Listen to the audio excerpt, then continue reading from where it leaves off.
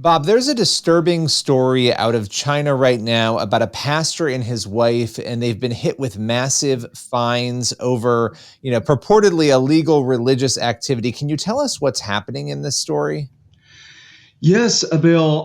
Pastor Yang Xibo and his wife, they were fined by the Chinese government back in 2021 for basically leading their house church without being registered in the Chinese Communist government.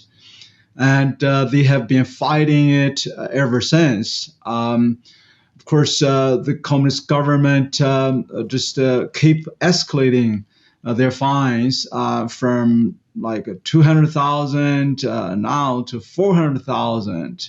It's like 80,000 almost US dollars. Yeah. Wow. And so they recently doubled this fine. And as you mentioned, this has been going on now for a couple of years. Now, before we get into a little bit more of their story and their church's story, can you define, because I think there are some people who are watching or listening, and the term house church and this idea of registering with the government, especially in the West, it would seem very foreign to people because they don't know. What is a house church and what is the official policy of the Chinese Communist Party when it comes to churches needing to be registered? Bill, they used to be the Chinese government sanctioned, registered, so-called Three Self-Patriotic Movement Church, were supposedly protected under the government regulations. Of course, the pastors and all their properties belong to the Communist Party control, and especially after the current president took power, he basically launched a so-called Sinicization campaign.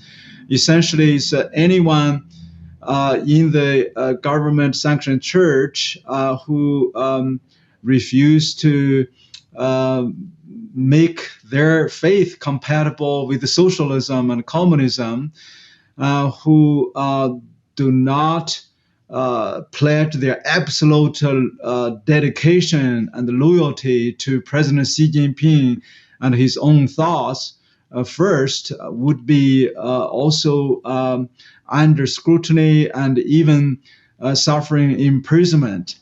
But the vast majority of the Chinese church chose not to register under the Chinese Communist Party's government, since essentially, if you register, then the head of the church will become the Chinese Communist Party, Religious Affairs Bureau, United Front Working Department of the Communist Party. And now you have to put President Xi Jinping, the Communist Party leader's portrait, at the pulpit of the church. And every morning, you have to raise the Chinese Communist flag at the parking lot of the church, and all the crosses on the rooftop of the church building are regarded as the national security threat and are forcefully removed, destroyed, and burned down. So that's why the majority of the Chinese church just refused to join this CCP-controlled body called the Three Self-Patriotic Movement.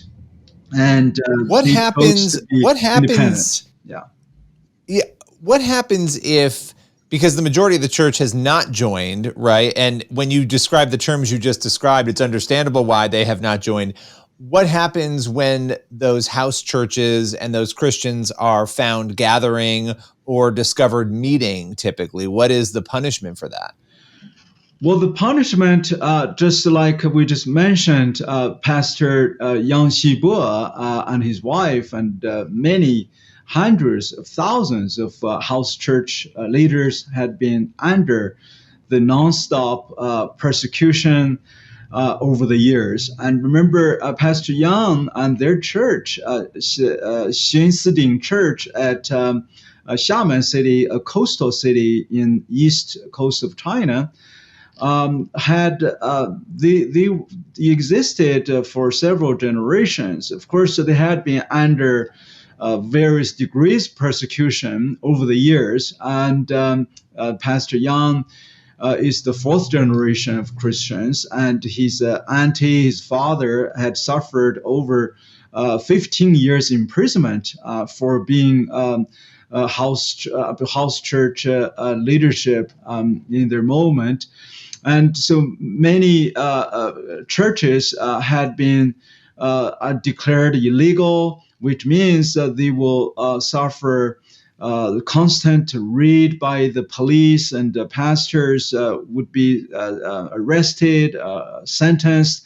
And many, like Pastor Wang Yi from Early Rain Covenant Church, is serving 9 years imprisonment for preaching the Gospel of John 3:16, for calling President Xi to stop his persecution and offering him, of course, the free grace of the Gospel of Jesus Christ.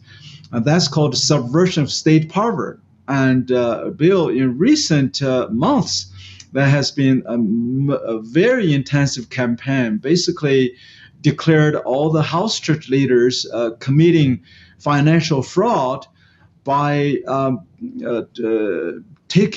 basically declaring the tithing and offering as a financial fraud. And several churches like the Abundance Evangelical Church, they were even fined for attending a Zoom meeting.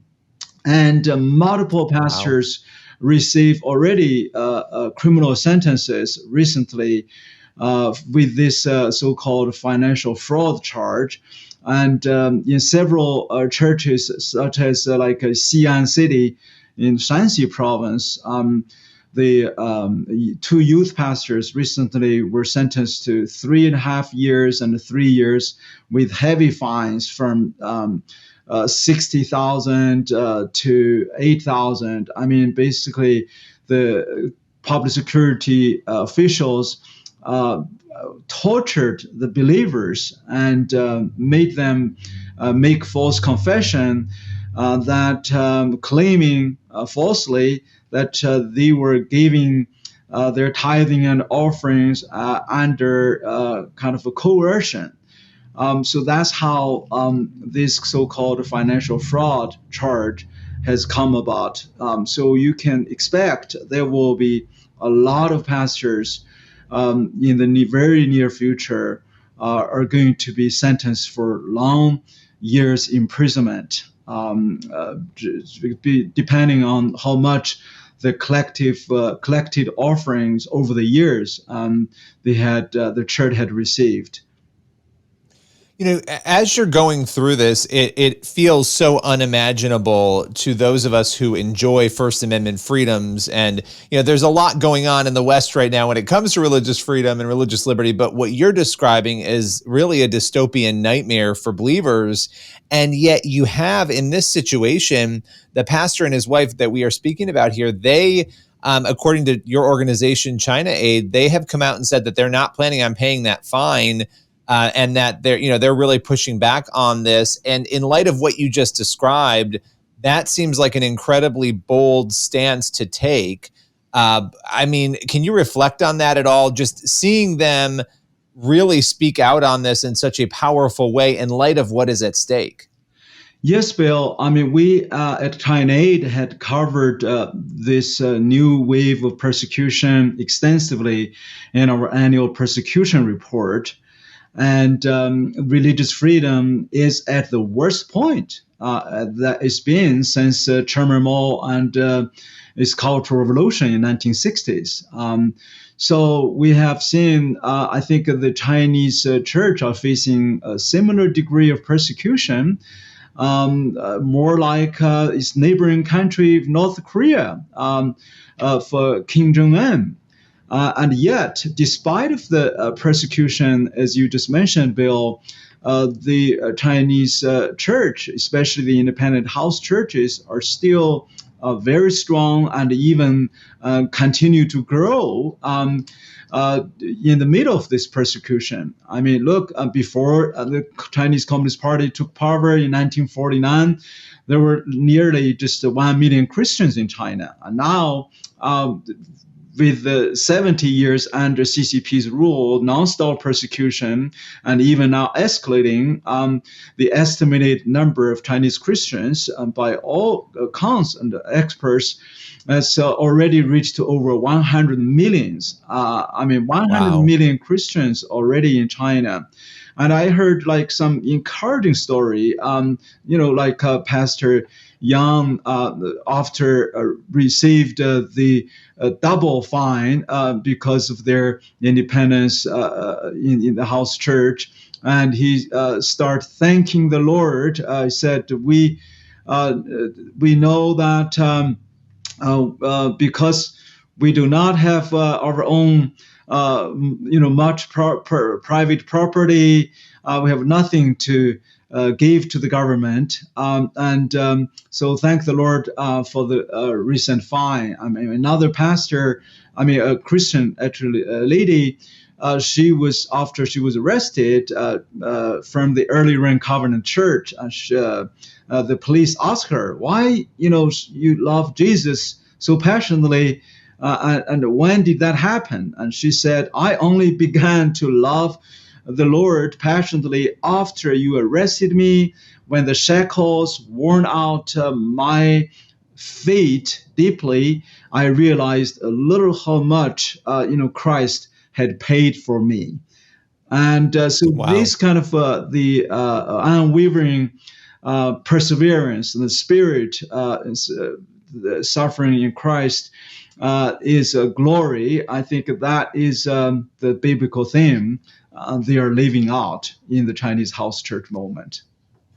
Yeah, absolutely. And you see how faith thrives under persecution in so many ways. And yet, it takes a boldness. A lot of us in the West complain about faith and the things that are happening. And yet you see believers who are willing to sacrifice everything for their faith. And you're seeing that faith grow throughout China and other areas of the world.